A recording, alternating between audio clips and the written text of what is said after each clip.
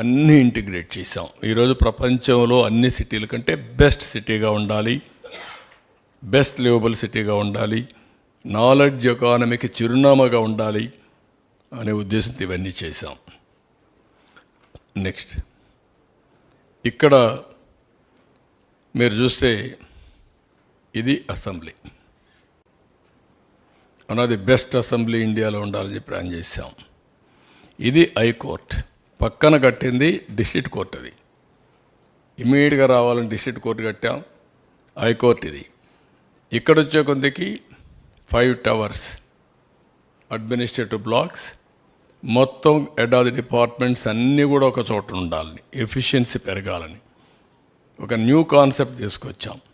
ఈరోజు ఢిల్లీలో ఏదైతే అన్ని డిపార్ట్మెంట్స్ సెంట్రల్ విస్తాకు తీసుకొచ్చారో ఆ కాన్సెప్ట్లు తీసుకొచ్చి ఇవన్నీ కూడా ఇక్కడే పెడదాం అని చెప్పి తీసుకొచ్చాం.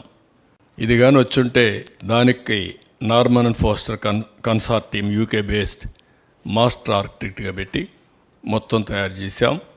గ్రీనరీకి ఎక్కువ ప్రాధాన్యత ఇచ్చాం, వాటర్ ఫ్రంట్కి ఎక్కువ ప్రాధాన్యత ఇచ్చాం. అది అన్ని రోడ్లలో కూడా మీరు ఒకసారి చూస్తే ఒక్కొక్క రోడ్డుకు ఒక్కొక్క కలర్ ఫ్లవర్స్ పెట్టాం. అంటే ఇవన్నీ ఫ్లైఓవర్స్ మీకు డిఫరెంట్ ఫ్లైఓవర్స్, మామూలు ఫ్లైఓవర్స్ కాకుండా దేశంలో ఏ రాష్ట్రంలో ఏ సిటీకి లేకుండా ఫ్లైఓవర్స్ మనకు కృష్ణా నది మనకు ఒక్కరికే అడ్వాంటేజ్. ఏ సిటీ కూడా ఇన్ని కిలోమీటర్లు రివర్ ఫ్రంట్ ఎక్కడా లేదు. ఫ్రెష్ వాటర్, ఒక పక్క గోదావరి వాటర్ నిన్నే పట్టిసీమ ఆపరేట్ చేసాం, ఈరోజు ఆపరేట్ చేసాం, అది ఎప్పుడూ వస్తూ ఉంటుంది. ఇంకో పక్క కృష్ణా వాటర్ వస్తుంది. 2 నదుల అనుసంధానం, నీటి ఎద్దడి లేదు, ఫ్రెష్ వాటర్ ఉంటుంది.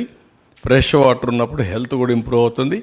ఇలాంటి కాన్సెప్ట్స్ అన్నీ పెట్టి మనం ముందుకు పోయాం. నెక్స్ట్ ఇక్కడ చూస్తే వర్కులు, Tier 1 infrastructure consisting of city level roads, utilities, village infrastructure, EHV rerouting అన్నిటి కలిపి 19,769 కోట్లు. Tier 2 infrastructure, last mile connectivity, LPS layouts, వాళ్ళకి ఇచ్చిన ఇండ్లకు కూడా రోడ్లు, వాటర్, ఆల్ అమ్యూనిటీస్ మోడర్న్గా తయారు చేయాలి కదా, దానికి 17,910 కోట్లు. Amaravati government complex, essential infrastructure, BRTS అన్నిటి కలిపి 14,008 కోట్లు. టోటల్ ప్రాజెక్ట్ కాస్ట్ 51,687 కోట్లు.